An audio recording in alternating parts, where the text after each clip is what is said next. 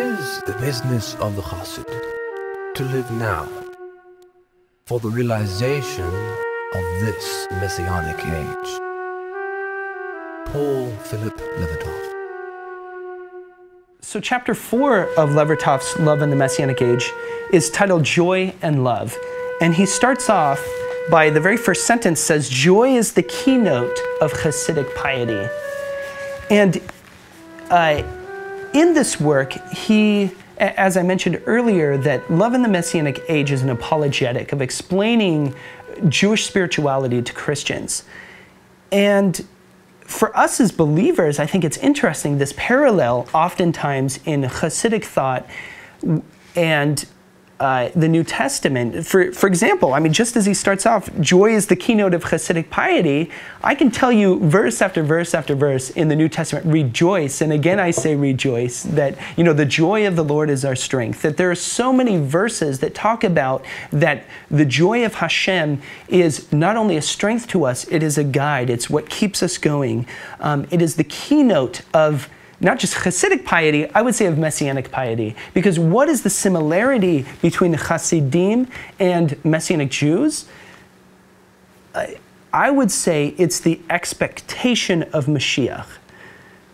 The expectation that, you know, for Hasidim, it's the coming of Mashiach. For us, it's the return of Mashiach. But yet we are both, really, we're both Messianic Jews.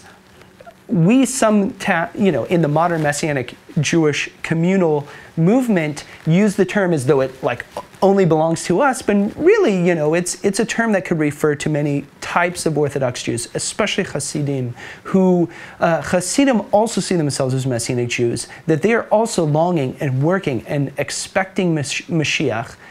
In this chapter, in chapter 4, Levertoff also talks about the opposite. What is kind of the antithesis of joy? It's self-righteousness.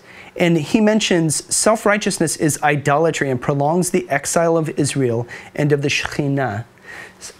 I wish we could unpack this statement a little more, but being that we're short on time, really what he's saying here is that we already talked about the joy of Hashem is our strength. It's what guides us. It's the center of Messianic and of Hasidic piety.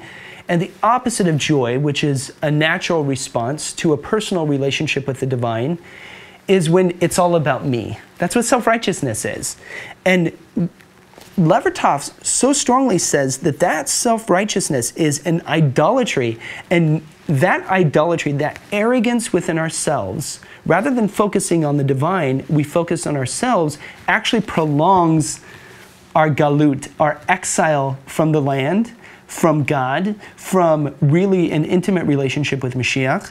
And it's interesting because he goes into a concept called Galut Israel, the exile of Israel, and Galut Shekhinah, the exile of the Shekhinah, that in Hasidic understanding is that the sin of Israel is not just the exile of Israel itself, it's the exile of the Shekhinah, of the presence of God, that the presence of God is so intertwined with Israel that when we sin, it actually sends God into exile. Like, this is a wild concept that is very deep, very rich, that is missing in many ways from, especially Western thinking, from Christian thinking. But you really see this in actually an understanding of Yeshua, that there are different Messianic Jewish scholars, particularly Rabbi Mark Kinzer, who talks about Yeshua, of Jesus as one man Israel, that in Yeshua is the embodiment of the joys, the sorrows, the exiles, the redemptions of the Jewish people. If you look at his life, it perfectly parallels the existence of Israel, you know, with the 40 days in the wilderness or the 40 years in the wilderness, with Yeshua's 40 days in the wilderness. The crossing of the Red Sea is explained in the New Testament as the same symbolism of Yeshua's immersion in water. I mean, the parallels, I could go on, are just tremendous between how Yeshua's life parallels and really embodies the existence of the Jewish people. So that idea that when we focus only on ourselves, we not only send ourselves into exile, which is a key understanding of our theology, is that sin separates us from God. This is what he's saying. And even more so, he's using even stronger language. Not only does it separate us from God, it separates God from us. That is powerful. And you see this especially when, what is the longing of Hashem?